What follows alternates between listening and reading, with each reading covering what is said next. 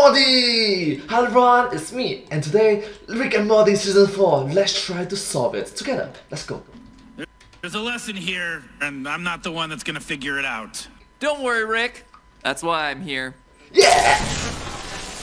Oh my gosh. Film theory. Hello, Internet. Welcome to Film Theory. Hello Internet! Welcome to Film Theory! Hello!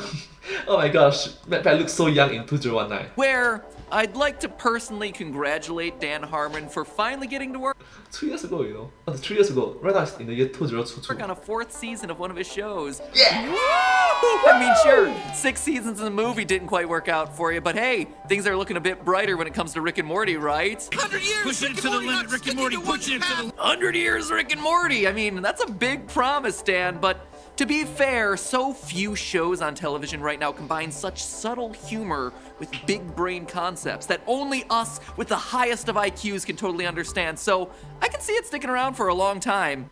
I agree with you, Matt. You are absolutely correct. Big brain. And yes, by the way, I do have my Rick and Morty tattoo. And no, you cannot see it. It's for the ladies' eyes only. Oh! Thank you very much. So, season 4 just started, and Okay, let's keep it wholesome and family friendly. Thank you. Rick and Morty is back, showing that it ain't pulling any punches. The season 4 premiere, Rick Die Repeat, is everything that we've come to love about the show. Hilarious, What do you want? meta, You ruined the season 4 premiere! and most importantly, smart. This episode throws a lot at us, and I mean a lot. In this single episode, it does everything from showing us a universe full of fascist shrimp to holograms gaining corporeal forms to even referencing the anime classic of Akira. Oh, real nice, Rick. Turning our son into an Akira? Leave it to Jerry.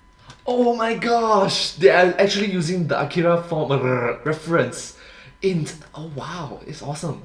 I love the anime reference. The normie to go and ruin anime for all of us. And because it does throw so much at us in this one episode, it's actually really easy to lose track of what this episode is really all about. Rick even calls it out for us in the episode, almost like it's a challenge. There's a lesson here, and I'm not the one that's gonna figure it out. So today I wanted to try something new, something that's a little bit more laid back with fewer edits, a bit more of a casual discussion. Not so much a theory as it is an analysis. Alright, so instead of like the usual, the film theory and cut.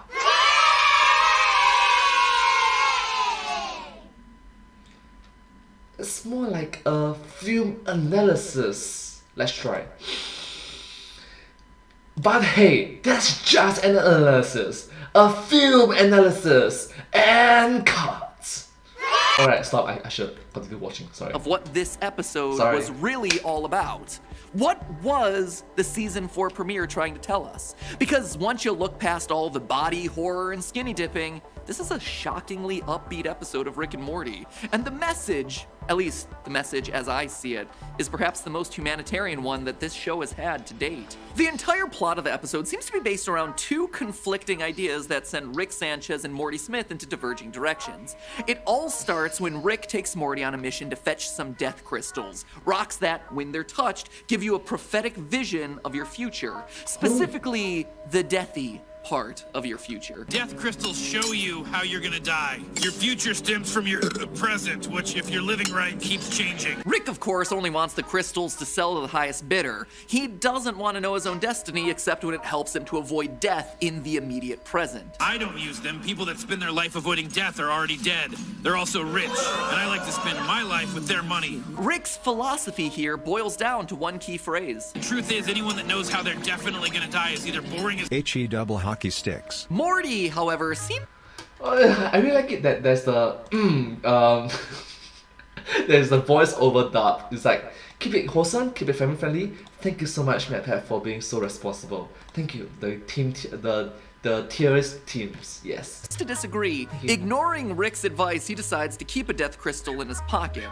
And by touching it, he sees the various futures laid out before him, including one that involves him dying of old age in the loving arms of Jessica, the girl he's had a crush on since episode 1. Morty decides that this is the death that he wants, and he decides to relentlessly pursue that death by taking whatever steps necessary that will cause him to have that fate. Using the crystal in his pocket as a compass, every move he makes and every word he says from that point forward is directed towards that end goal, which, as it turns out, leads him to crashing the space cruiser and killing Rick in the process. And then, not taking the steps necessary to revive Rick. Hey, hey! Ho, ho!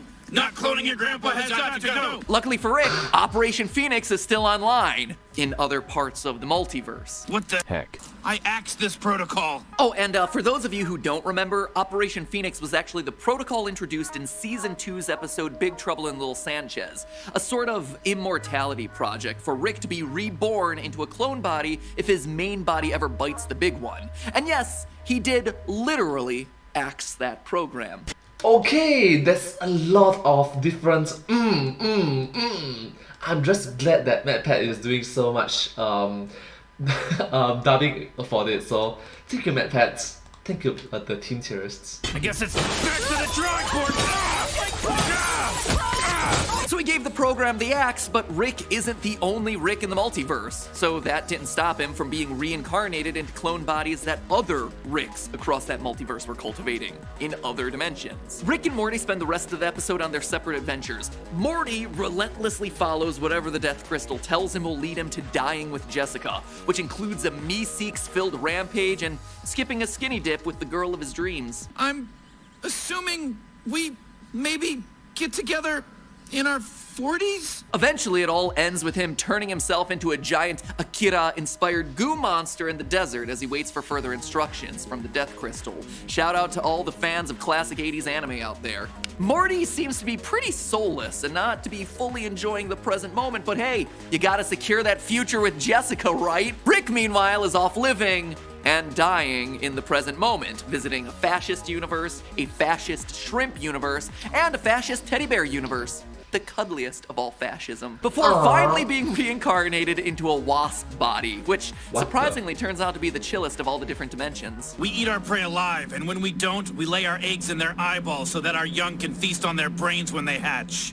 When you're born that big and doo-doo head, the least you can do is have a little empathy. Wasp. Okay, this got pretty dark.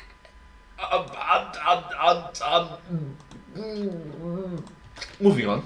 Rick helps our Rick get back home, and together they take down Morty in the desert, freeing him from the self-imposed bondage of the Death Crystal. After defeating an AI hologram with a little help from Wasp Rick, they all head home to not contemplate the moral of today's story. There's a lesson here, and I'm not the one that's gonna figure it out. Okay, maybe they talk about it a little. I guess I gotta learn how to live in the moment a little more. Oh boy, so you actually learned something today? I was living in the moment all day and it kept getting me killed. I think you have to think ahead and live in the moment. Seems like a pretty straightforward moral, right? The constant dichotomy of live in the moment versus plan for the future. And the solution that they come to, shock of all shocks, is you need to do all things in moderation.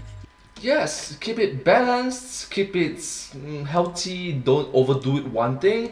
Yeah, it's quite the standard stuff. But moving on. You need a little bit of both. Or at least that's what it appears to be at first glance. But there's actually more to this philosophical debate than meets the eye. You see, that isn't the real message of this episode. Rick's philosophy of living in the moment actually sounds similar to the core teachings of Zen Buddhism. Now, I could stand here and describe it for you, but British author Tim Lott actually sums it up really well. Quote from him: "The emphasis on the present moment is perhaps Zen's most distinctive characteristic. In our Western relationship with time, in which we compulsively pick over the past in order to learn lessons from it and then project into a hypothetical future in which those lessons can be applied, the present moment has been compressed into a tiny slice sliver on the clock face between a vast past and an infinite future. Zen, more than anything else, is about reclaiming and expanding the present moment. It tries to have you understand that there is no purpose in getting anywhere if, when you get there, all you do is think about getting to some other future moment. Life exists in the present or nowhere at all. And this seems pretty spot on when it comes to Morty, right? Morty is so obsessed with how he's gonna die in this episode that he doesn't care about how he's living. I mean, he's a teenage boy who wants to wind up with Jessica, yet he turns down an opportunity to spend more quality time with her and her friends where he'll get to know them all just a little bit better. A bunch of us girls were gonna go skinny dipping later if you wanted to join. Yeah, he would get to know them a little bit better. I am sure the conversations that they would have had would have been very meaningful. Anyway, he pursues some vague idea of this future happiness, but in doing so, he ignores the happiness that's sitting right in front of him, undressing itself and jumping into the nearest lake. In this way, he is the antithesis of Zen Buddhism's teachings, which is why Morty's first words with the death crystal are so ironic in this episode. Why don't you do what I do and just go with the flow? Nice and zen, baby. Sorry, Morty, you're not being Zen at all. In fact, Morty's philosophy is probably closest to what's known as objectivism. I agree with you. There's the sort of irony involved. The idea that there are certain ultimate objective truths and that those truths supersede all of our subjective experiences like perceptions, emotions, or imagination. For Morty, his objective truth in this episode is that dying with Jessica at an old age is the best possible way to end his life. And rather than trust his own feelings or instincts, Morty follows the death crystal, who serves as his objective and impartial guide to life. Sorry, hologram Rick. I'm going with the crystal on this one. To Morty, everything else in his world exists only to help him towards making that future a reality. He evaluates the moral rightness and wrongness of each action based on whether it's going to lead him closer to that end goal. But, if you think about it from another point of view, it's quite selfish. You think that it's the best case scenario for the future you. Have you thought about other possible future yous that are involved? Stop being so selfish. Be more understanding and welcoming. Go with the flow. Live life at the present. So, allowing Rick to die and stay dead? Well, it moves him closer to that ultimate goal, so it's okay. Same with attacking bullies, same with attacking the police. All of these are morally reprehensible things, but they become morally justified under Morty's new value system, which only cares about one thing, whether or not it'll benefit him and lead him to dying with Jessica. In his mind, the ends justify the means. The show concludes by saying this. I think you have to think ahead and live in the moment. It makes it sound like Rick and Morty's philosophies both have problems that run in opposite directions. True. But in truth, Rick and Morty are both wrong for the exact same reason. You see, both Rick and Morty fall victim to the same trap. And that trap is ethical egoism. It's not catchy in the slightest. The ethics, the ego. Ethical egoism is a theory. A consequentialist theory. Oh wow, that is very long. Let me try this. But hey, that's just a theory. Consequentially. Thanks for watching. Thank you.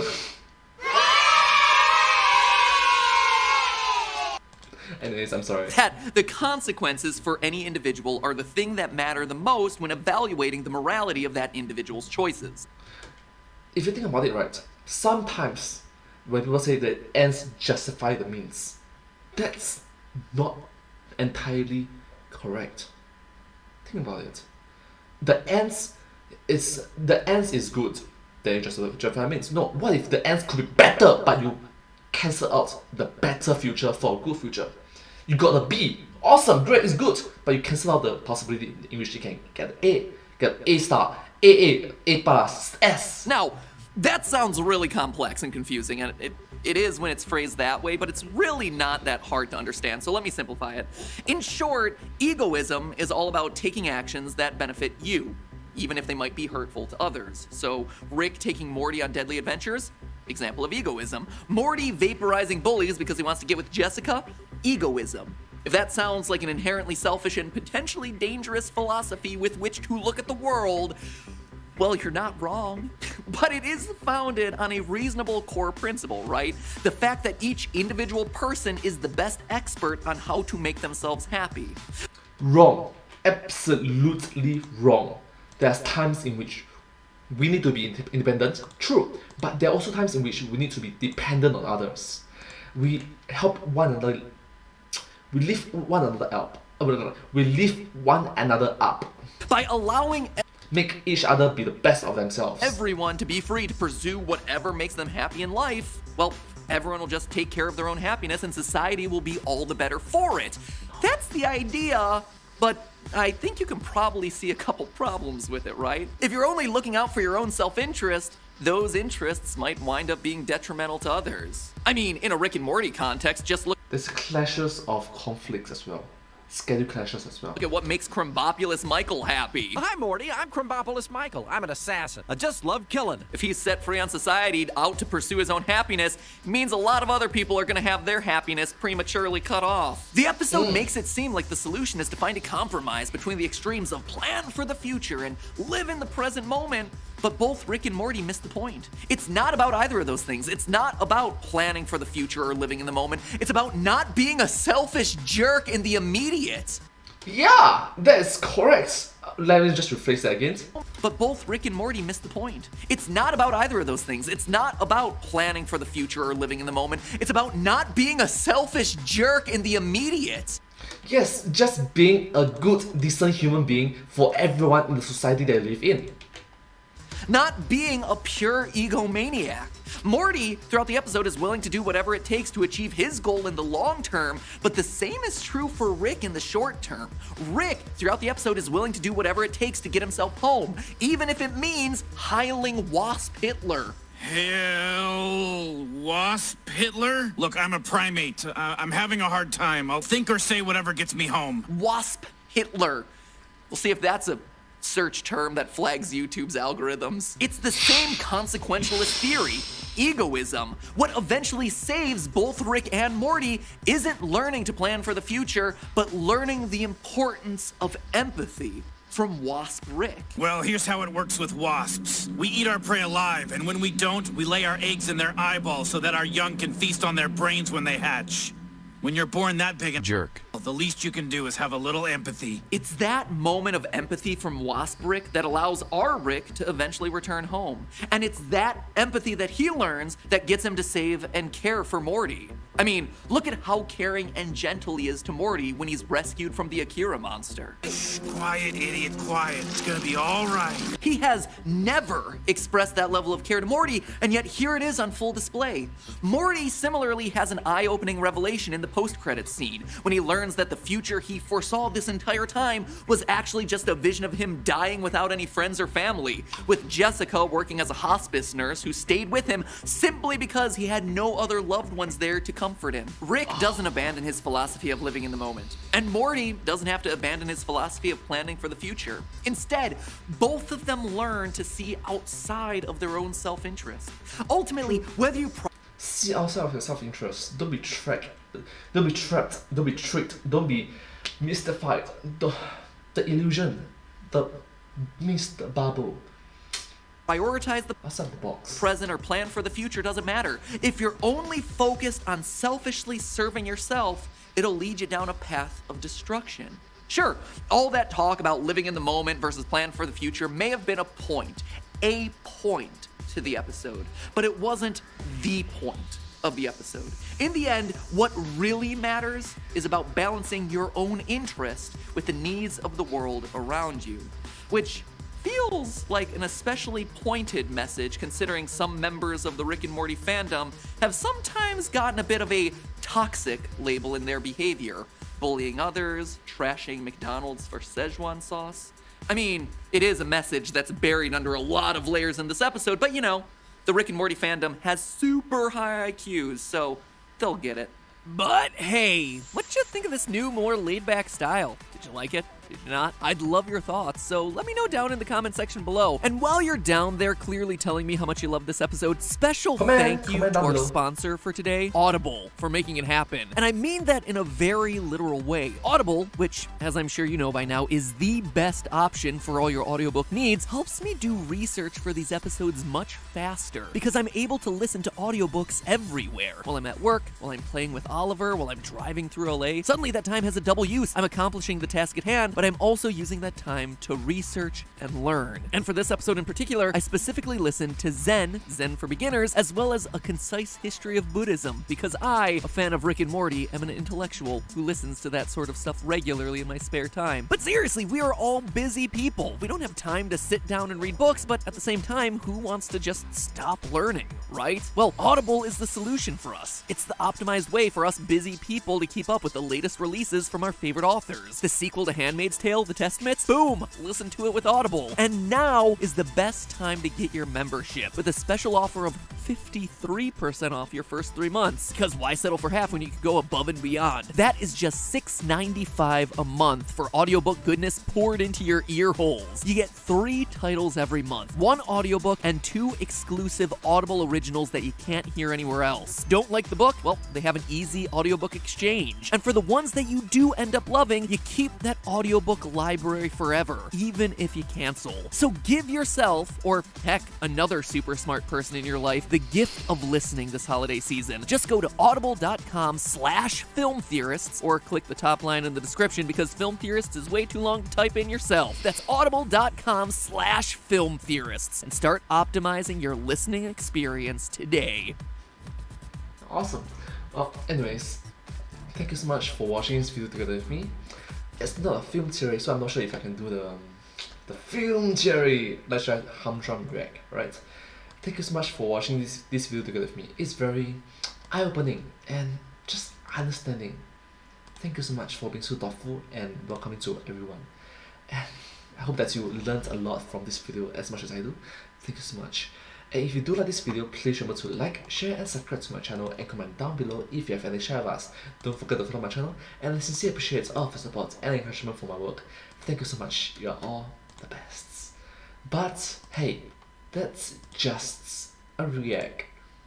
A humdrum react. Thanks for watching.